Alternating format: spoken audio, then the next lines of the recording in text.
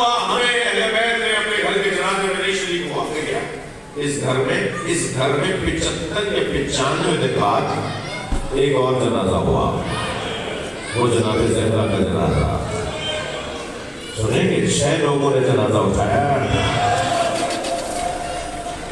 اللہ 6 لوگوں نے جنازہ اٹھایا۔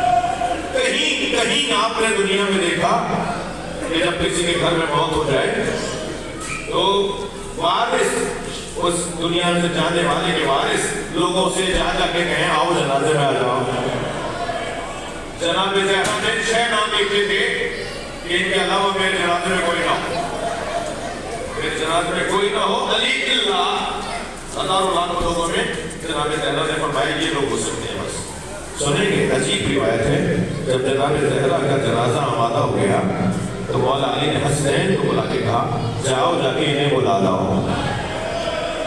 اب یتیمان زہرا، جناب زہرا کے یتیم بچے دروازوں پہ جا کے کہہ رہے ہیں چچا سلمان آ جاؤ، چچا ابو ذر آ جاؤ، ہماری ماں کا جنازہ اٹھا دو۔ 6 لوگوں نے جناب زہرا کا جنازہ، امت کو پھر اعتراض ہوا کہ اہل بیت نے رات کو دفنا دیا، ہمیں نہیں بلایا۔ اس گھر میں 30واں جنازہ ہوا مولا علی کا۔ رونے والوں 2 لوگوں نے جنازہ اٹھایا، اہل سنت کے مطابق عقب سے حسنین اٹھا رہے تھے، آگے سے جنازہ خود اٹھ رہا تھا، اور مولا نے فرمایا حسنین تم عقب سے اٹھانا، آگے سے جنازہ خود اٹھے گا، جہاں جنازہ مڑے مڑ جانا، جہاں جنازہ اترے اتار دینا، اور جہاں جنازہ زمین پر آئے اس کے برابر میں خاک ہٹانا تو تمہیں تازہ قبر ملے گی، آمادہ قبر ملے گی۔ اور جب امام حسن نے خاک ہٹائی تو آمادہ قبر نکلی، اس قبر کے اندر ایک پتھر پہ لکھا ہوا تھا یہ آخری نبی کے وسیع علی کی قبر ہے جسے آدم نے اپنے ہاتھوں سے بنایا ہے۔ حضرت آدم نے مولا کائنات کی قبر کو تیار کیا، اور آج بھی حضرت آدم اور حضرت نوح مولا علی کے ساتھ سو رہے ہیں۔ مولا کی زمین کے اندر حضرت آدم بھی ہیں، حضرت نوح بھی ہیں۔ یہ اس گھر کا 3واں جنازہ۔ امت کو پھر اعتراض ہوا میں اہل بیت نے اپنے گھر کے جنازے میں نہیں بلایا۔ 3 جنازوں میں اہل بیت نے امت کو نہیں بلایا۔ سنیں کیسا کرو، بار بار کہہ رہے تھے نا، بار بار کہہ رہے تھے نا، روک روک کے کہتے تھے آپ ہمیں جنازوں میں نہیں بلاتے، آپ ہمارا انتظار نہیں کرتے۔ امت کے کاندھوں پہ پہلا جنازہ دیا تھا امام حسن کا جنازہ، امت نے اتنے تیر مارے، اور 5ویں جنازے کا حال بتا دوں، برابر کی بہنیں پہچان نہیں پائی کہ یہ حسین کا لاش ہے، اتنے گھوڑے دوڑائے امام حسین کے بدن، اجر و کمال اللہ، اجر و کمال اللہ، ہو گئی مجلس۔ پھر کیا ہوا امام سجاد کے ساتھ، امام قاسم کے ساتھ؟ 14 سال قید، 14 سال قید۔ ہمارے علاقے کا اگر کوئی معتبر شخص گرفتار ہو جائے تو سارا شہر روڈ پہ روک کر دیتا ہے، سارا شہر باہر نکل کے آ جاتا ہے، اپنے محبوب کو چھڑواتا ہے کہ کرائم کہاں تھا شیعوں کا۔ 14 سال تک ان کا مولا قید میں، اور شیعہ کچھ نہیں کر پائے۔ کیا حالات تھے، کیا مسائل تھے؟ ایک روایت سنا کر مجلس کو مکمل کروں گا۔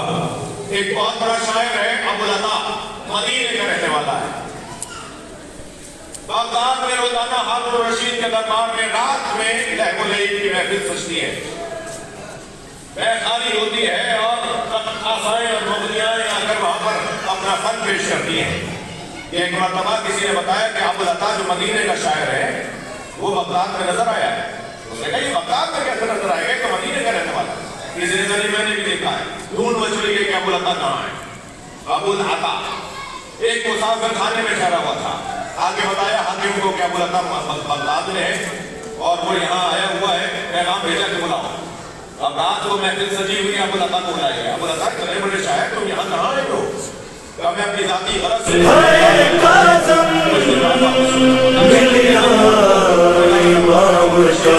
زمنو مر کے وینار آیا ملیا امام کا زمنو مر کے وینار آیا نالاش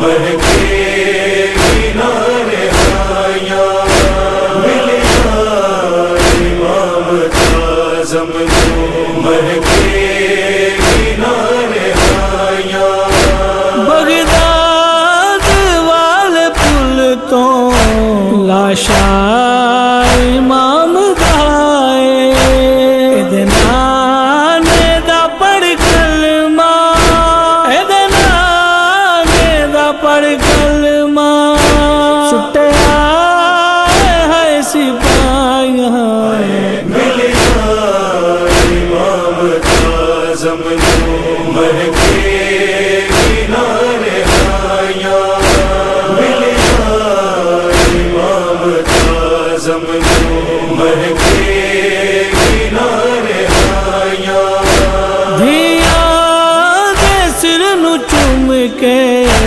مولا نے آکھیا ہے ساڈا ملن اخیری ہے ساڈا ملن اخیری ہے ہن لمیاں نے جدائیاں ملیا امام اعظم نو مہکے مینارِ حیا ملیا امام اعظم نو مہکے مینارِ حیا پورے 14 سال بوڑھی ساڈے ویڑے وچ رہی ہے سانو قسم تیری جد دی سانو قسم تیری جد دی اسی دا نہیں منایا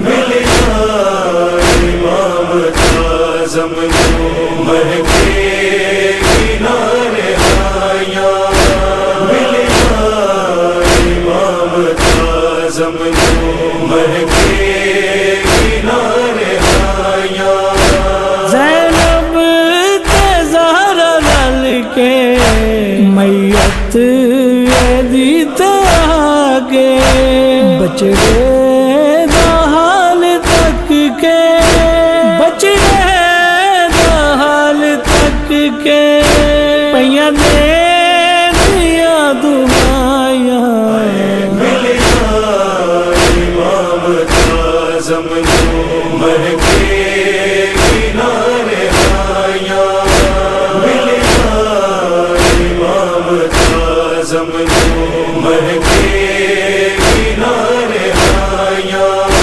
سادات تے فدائے کتے ظلم انج نہیں نا کسے مارے تیر خنجر کسے مارے تیر خنجر کسے زہرانے پیایا ملیا امام اعظم نو مہکے مینارِ حیا ملیا امام اعظم نو مہکے